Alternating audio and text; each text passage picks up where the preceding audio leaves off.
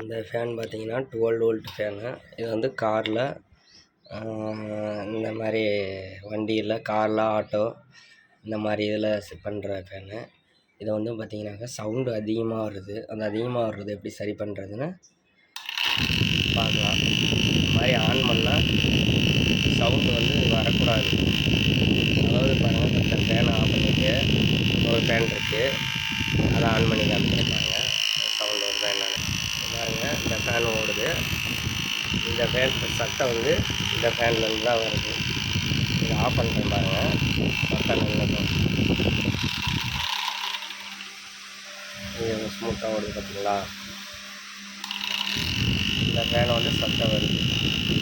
அதை எப்படின்னு கழட்டி பார்த்துடலாம். அடுத்த வீடியோவில் நான் எப்படின்னு சரி பண்ணுறதுன்னு அப்லோட் பண்ணுறேன்.